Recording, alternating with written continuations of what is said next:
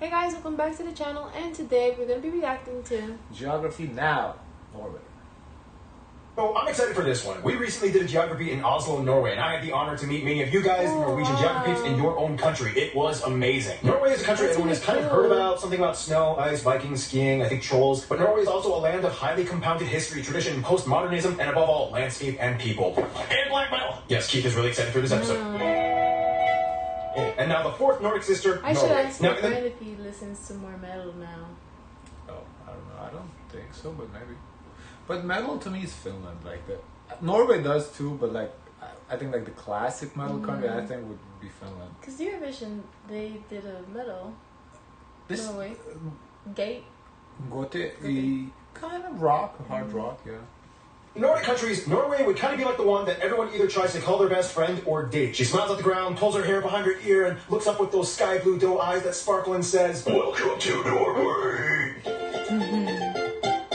Norway plays a huge role in what it means to be Northern European. And when you look at it on the map, you'll see that it's fascinating how well they've developed the civil infrastructure from a rugged half-frozen peninsula. Oh, and there's a town called Hell. First of all, the country, which kind of looks like the shape of a spoon, is located in Northern Europe in the region known as Scandinavia, just above the North Sea, bordering mostly Sweden to the east, Finland in the far north, and even a small sliver of Russia at the very end. This effectively means that Norway border. I didn't know that. Okay, that's interesting. Goes even further east than Finland and gets the entire Arctic coast from their neighbors, sharing the Barents Sea with Russia. Apart from that, Norway has some overseas territories as well, two of which are in the Arctic Circle, the Svalbard archipelago with only about 3,000 people, mostly in the largest town, Longyearbyen, and the uninhabited Jan Mayen Island, which was actually kind of traded with the UK for these islands and Canada in like 1930 when Canada was still British. Weird trade-off, but okay. After that, they have two dependent territories, the Antarctic areas of Peter I Island and Bouvet Island, way down south, neither of which are permanently inhabited, and they also claim a portion of Antarctica known as Queen Maud Land. Going back to the mainland though, the country is currently, as of 2019, divided into 17 counties, or fylker, plus the unincorporated area of Svalbard, which, by the way, holds the northernmost permanently inhabited settlement in the world, with a population around 40 in the winter and 120 in the summer. The thing is, in 2020, the country will merge some of these counties into... We need to do another reaction to Svalbard, because the one we did... So interesting. Yeah, the one we did was like more about like the sea around it. I want to see like the actual island, what life is like there with the polar bears and whatnot. Maybe see somebody shoot a polar bear or something. No, because this polar bear actually they attack you. They view humans as prey. Yeah, they're the only bear that use humans as prey. Yeah. Why? They eat humans. That's why. They look so cute. Regions. Already North and South Trøndelag have merged, and the final result in 2020 will look like this. The country's largest city and capital is Oslo, located in the southeast, which also holds the largest airport, Oslo Lufthavn International, as well as Oslo Shipping Port, the busiest shipping port in the country. A skip to the west, you find the second largest city, Bergen, with of course the second largest airport, Bergen International. It is said that almost around 80% of the country lives within 10... I think if you guys, because you said this, if I'm not mistaken, that Aurora lives in Bergen. Kilometers of the ocean, and despite the rugged mountainous terrain, the nation has an extensive network of roads, bridges, and trains that cross virtually every region of the nation, including the Lærdal Tunnel, the world's longest road tunnel that stretches 24 kilometers long, cutting through a mountain, and also the famous Atlantic Road that hops from island to island in the Møre og Romsdal County. Now, what's really fascinating is that Norway kind of went from this to this, and for a nation that has never surpassed 5.5 million in population, it's pretty impressive. How did this happen, though? Well, as the legend goes... 5.5 only? Wow, because Sweden, I believe, last time I checked, had around 10. Wow. In the 60s, Denmark was like, "Hey Norway, you are just the best. I love you, man, and you know, just to prove it, I'm gonna give you all this ocean water stuff." What, really? Yeah, just take it. Thanks.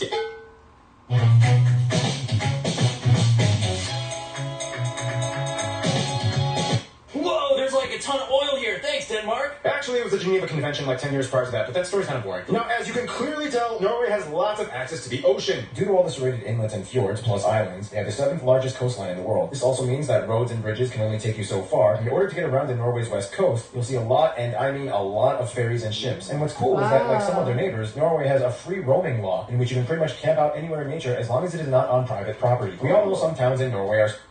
I kind of assumed that was everywhere. I guess not. I didn't think so in the US, definitely not. On public, no, like in the forest, you can camp if you want to? You have to, everything is paid. You have to pay camping grounds. I mean, I guess. I kind of thought you...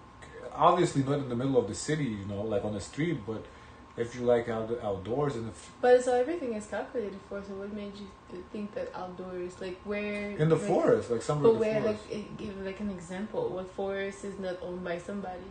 That's the government, private. Well, owned by government is public. Yes. Right. So But in one of the you public have to government pay. forests. You have to pay. Interesting. Okay. Situated in the most picturesque locations, some like this town have no direct sunlight for 6 months because of the mountains, so they built giant mirrors to illuminate them. Fun fact, Longyearbyen is known for being both the brightest and darkest place on Earth. Because of its location on the Arctic Circle, it gets 110 continuous days of no sunshine and 95 days of no night. Also, they have an emergency seed bank with over 1 million specimens built into the side of a mountain in case of the apocalypse and all plant life dies out on Earth. Also, technically, it's illegal to die in Svalbard. Because of the permafrost, bodies do not decompose, so you must either ship out your body or cremate it. Not sure how to start. Oh, so when I die, I have to understand. ship my body out. I don't understand. Wait, why? What? Why? Because of he explained why. Because of permafrost, the bodies don't The bodies don't what? decompose. Way out of that, but let's talk about cool places. Now, I asked some of you guys in Norwegian geography what some of the top places to visit in Norway are. And here are like, how do you control that? Like that is, That's not my fault. I mean, oh, even What if if you're by yourself? even if it is your fault, what are you gonna do? Put you in prison? Like, you know, that's like. the suggestions you gave. Nordkapp, the Viking Ship Museum, Nidaros Cathedral, the Dock of Bergen, the I feel like we've seen all of these in the places to visit videos. King's Castle, Altes Igloo Hotel, Frogner Park, and Vigeland Sculpture Park. Try to find the one with the dude fighting the babies. This fortress, this Iron Age farm, the world's largest moose sculpture, this whaling museum, That moose should look like made out of chrome or something. Wow. the Roald Amundsen and Edward Munch monuments and grave, the Kon-Tiki Museum, the Polaria Aquarium, the Ager Viking-style brewery, the Three Swords Monument, so many traditional stave churches, but this one is probably the most famous one. I mean, there's like 1 billion rocks named after body parts of trolls. There's that weird boulder jammed between two cliffs, a mountain with a hole in it so it looks like it got shot by a gun, so many ice caves, the world's strongest whirlpool, so many fjords like Geiranger Fjord, North Fjord, Hardanger Fjord, Troll Fjord, Harrison Fjord. They were even supposed to give Finland the peak of Mount Halti for their 100th birthday, but then it was kind of like, happy 100th birthday, Finland! Thanks, Norway. So I heard that you're thinking of finally giving me the peak to my tallest mountain, right? Oh yeah, sure, why not? Awesome. Well, then let me have it. See, there's this thing in my constitution called Article 1 which states that the Kingdom of Norway is indivisible, so here's a taco. Yeah, Norwegians actually really love tacos, which makes the perfect opportunity to transition into... Now, if you know anything about Norway's land, you'll know this one word. Fjords. Fjords, fjords. Yeah. Fjords is Yeah. in Norwegian. We saw fjords. I love it. Fjords, and there was another word that I concluded it means lake. I don't remember now, but I mean, there was like one word that every like water, a body of water was like ending in that word. I think it meant lake. And it's interesting how it became that way. Basically, like many other areas in the north, the country is a post-glacial peninsula with over 50,000 islands that at one point was completely covered in ice. Over time, the ice melted, eroding the rock beneath, creating the incredibly indented coastline of steep, jagged cliffs and fjords. Of the coast, the largest and deepest fjord is Sognefjord, and it is the third largest in the world, extending over 200 kilometers inland. This means that much of the country is divided into regions of choppy fjord stuff to the west and the connected hilly and valley stuff to the south and southeast. Everything pretty much falls either within the alpine boreal climate or further up north, Arctic. Keep in mind that due to Svalbard and Jan Mayen, the Norwegian economic zone extends to the majority of the Norwegian Sea and much of the Barents, as well as the North Sea to the south. This is called the NCS, or Norwegian Continental Shelf. Here, the largest deposit of underwater oil is found that supplies Norway with much of its wealth. A skip to the east, you find the largest lake, Lake Musa, which is just parallel to the longest river in the country, the Glomma, which drains all the way into the North Sea in the south and has a drainage basin that covers about 13% of the country's land. A little skip to the west, in the center, you find the longest and most dominant mountain chain, the Scandinavian Mountains, where you can find the tallest peak, Galdhøpiggen, which is also the tallest in all of the Nordics. If we are discussing the overseas territories, then Svalbard is pretty much an Arctic archipelago of glaciers, this one being the largest in all of Europe, and the rest are mostly just cold valleys. Jan Mayen Island is the only place with an active volcano in Norway. The Berenberg Peak last erupted in 1980. Otherwise, if we skip all the way south to the Antarctic, Bouvet and Peter I Islands are dormant volcanic islands, Bouvet considered the most remote island in the world, and both of which are nearly completely covered in ice and only inhabited by seals and birds. Now, keep in mind about the oil thing, though. I don't know. Maybe you can use it in some negotiations. You know, if you need to add something. Oh, I'll give you an island.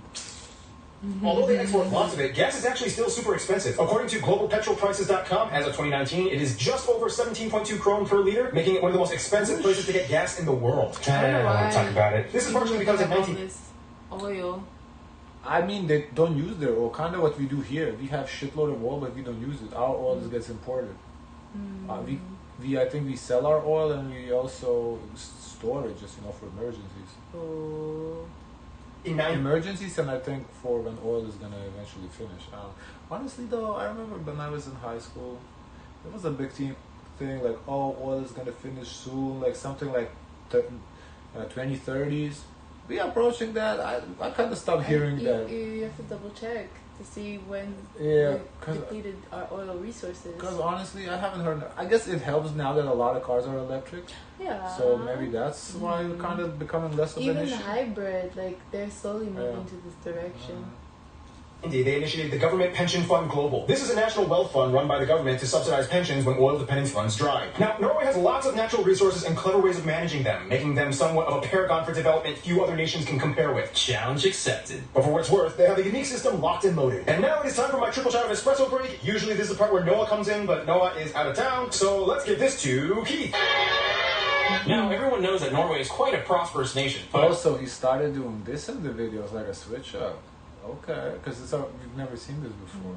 Just how prosperous is it? Let's just put it this way. They export more than they import, not just petroleum products. Fish alone makes up about 10% of their exports, and they are the highest exporter of salmon out of any other country in the world. I just love Voss water. It's expensive, and it's Norwegian, so you know probably. I didn't know it was Norwegian. Honestly, we should do a video to like guess what country a brand is from. That would be cool, right? Probably came from like... Guys, if you have some suggestions, let us know in the Discord. A mystical glacier or something. Yeah, no, that's basically just our tap water. I wash my dishes with that stuff every day. But it's expensive and Norwegian. And you fell for it. Ha! Gotcha. Otherwise, the majority of the energy in Norway comes from hydroelectric power. Norway became one of the first countries to adopt a carbon tax back in 1991. Although cutting down trees is still done on a smaller scale, they were the first country to ban deforestation. They have Europe's largest herd of reindeer. They have lots of birds like puffins. Whales and orcas love swimming off the coast. In the Arctic, you can find polar bears and walruses. And now, food. Norwegian food is known for being... No, polar bears, they're predators, yeah. For us, they're not. Like the regular bears, the grizzlies, the brown bears, they're like sometimes... Nice. Okay. They're so nice. They come. Yeah. They sometimes attack humans, but mostly when they're trying to protect their kids, the cubs. Polar bears, they attack humans when they're hungry. There's a difference. Oh yeah, they're just hungry. Yeah. I understand. They're back to cute now. Okay. They're just hungry. Being either really nice, warm, and cozy, or straight up disgusting. They love their fish. You have some interesting fish dishes like lutefisk and rockfisk. Some other dishes include things like various types of porridge, pickled herring, kumla, reindeer made in... Hold up, kumla? Some other dishes include things like various types of porridge, pickled herring, kumla. Kumla, what is that? It looks familiar to you? No. But we have to do a video on Norwegian food. Reindeer made in various ways. Meatballs and brown sauce. Krunkake, brown cheese, these Christmas dishes, and the national dish, Folklore. However, if you ask a Norwegian, they might tell you the new national dish of Norway is tacos. They might have some questionable ingredients on the table for you to add, like mayonnaise or cucumbers. And I mean, come on, Mexico, even you break your own rules all the time and mix things up in your own country. So let the Norwegians have their fun. And speaking of Norwegians... have fun. Oh, and speaking of Norwegians having fun. Oh, and speaking of Norwegians having fun. Want luminous skin year round? Yeah. Cucumbers and mayo on tacos, I don't know about that. Doesn't sound bad.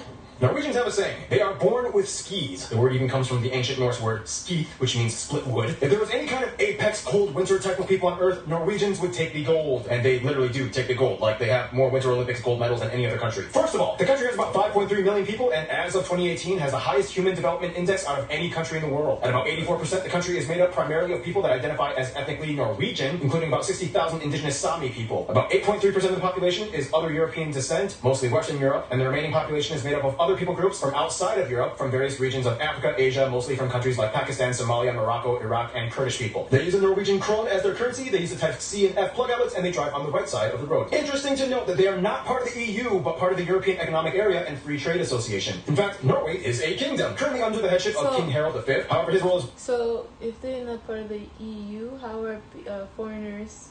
Visa. You need a visa. Oh, you need a visa. Or, like, I think Europeans can come without a visa, but we can't stay, like, how I can travel anywhere you live, wherever. I can't do that in Norway. Like, I would need, like, some sort of, like, paperwork, to stay there. It's mostly representative and ceremonial. His executive powers are limited, and most government is ruled by the parliament. Essentially, though, although some would argue Vikings kind of started in Denmark, it really kicked off in Norway. Norwegian Vikings did kind of all the exploring and colonizing and raiding and killing, Viking stuff. And no, they did not wear helmets with horns. Language-wise, Norway actually has two official languages, Norwegian and Sami, the language of the minority northern indigenous peoples that have lived in the frigid regions for millennia. The Norwegian language, however, is kind of confusing, though, because it kind of has two different writing systems that everybody must learn in school, Nynorsk and Bokmål. What exactly are they? Well, it kind of goes like this. Hey, we've been in a union with the Danish for centuries, and now they are gone. We can speak our own language freely. Woohoo! But we've been writing our language in the Danish style for so long. I mean, what do? Do we change it? Hi, I'm Ivo Olsen, and I say yes. I'm going to listen to all the dialects of Norwegian and come up with a weird fusion thing that can work for everyone. I'll call it Nynorsk. We can teach it in schools, and everyone can be free of Danish influence. And today, the Danish-style Bokmål is still used by about 85% of the population. Weird side note, the word ha can mean almost anything in Norway. For example, ha, ha, ha, ha. Speaking of which, like many of their other neighbors, Norwegians have 13 years of school, graduating at age 19. And when Norwegians are... Oh, they have an extra year. That's interesting, okay. Just about ready to take their final exams, they go on a 3-week party called Rus, and just look it up. Norway has lots of different dialects. Here are some of you guys, Norwegian geographers, explaining.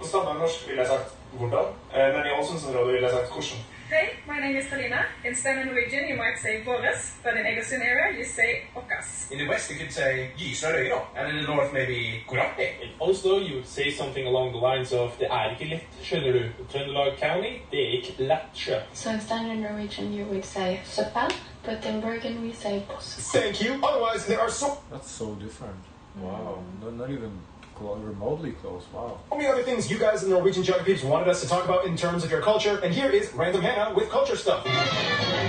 Norway is a land loaded with tradition and folklore. Many of you have already heard of things like trolls and elves, but there's also scary beings like the Holdra, Nattmara, and the Nuke. Pretty much all Norwegians are outdoorsy people. Hiking and cross-country skiing are national pastimes, hands down. Almost everyone owns some kind of Mari sweater, made of wool with traditional patterns knitted onto the upper parts, usually in the national colors of red, white, and blue. Many Norwegians own small cabins in the woods, and they actually like to brag about how bad their cabins can be. As in how technologically disconnected they are, with the least amenities. No Wi-Fi, no electricity, no plumbing. You're hardcore. Speaking of bragging, in Norway it's considered super cool to come back from vacation and show off your tan. Because it's kind of hard to get a tan in Norway. The Nobel Peace Prize is also... That was like that in Lithuania too, when you get back, all the tan. Like overall getting a tan was cool, yeah.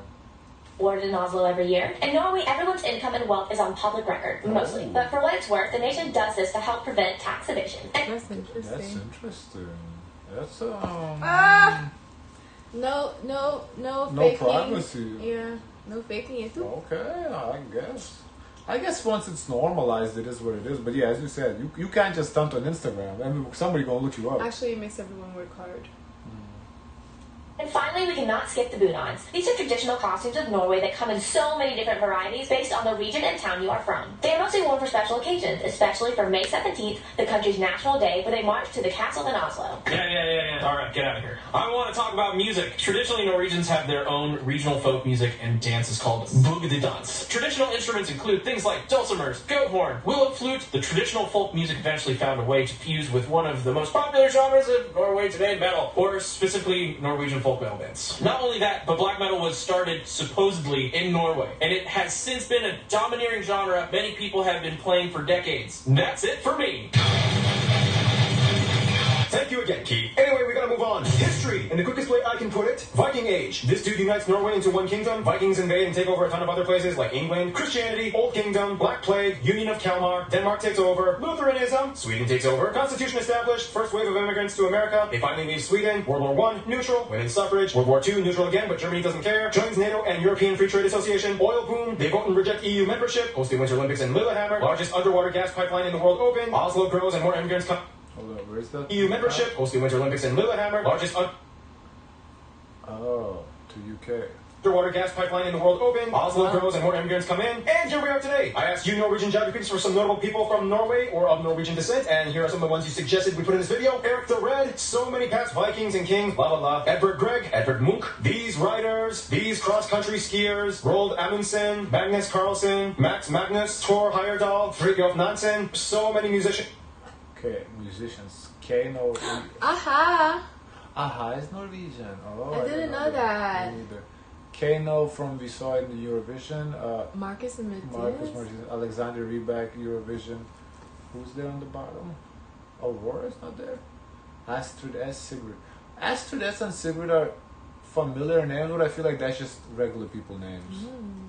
Like these people, as well as actors like these people, and of course the royal family. Seriously though, did you guys watch the movie Kon-Tiki? It's pretty good. I mean, his migration theory was still kind of mostly wrong, but hey, you did a cool thing, man. And that's the thing about Norwegians. They're so globally intrepid. They reach out to the far corners, and with that, they've also made a lot of friends. Which brings us to...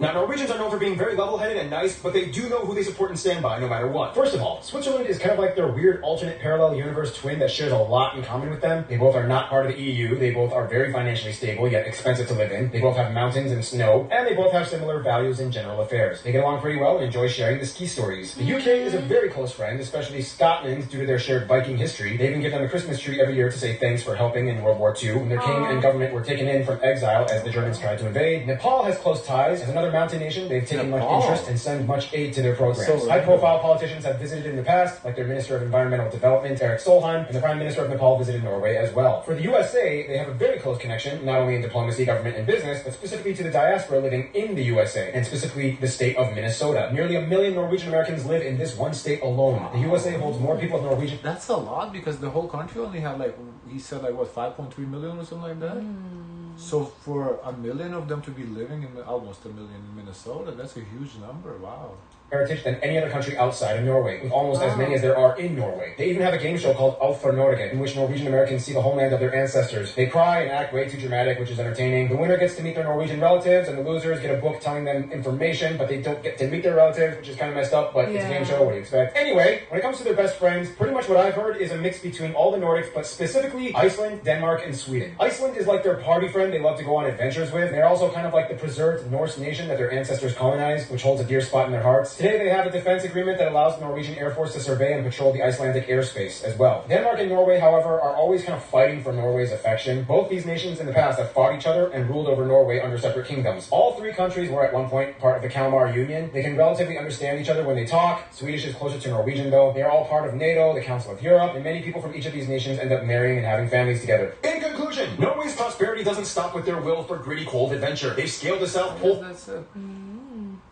Guys, of course, let us know your thoughts. Don't forget to like, comment, and subscribe. Join the Discord. And Zoys, share as much kindness as possible.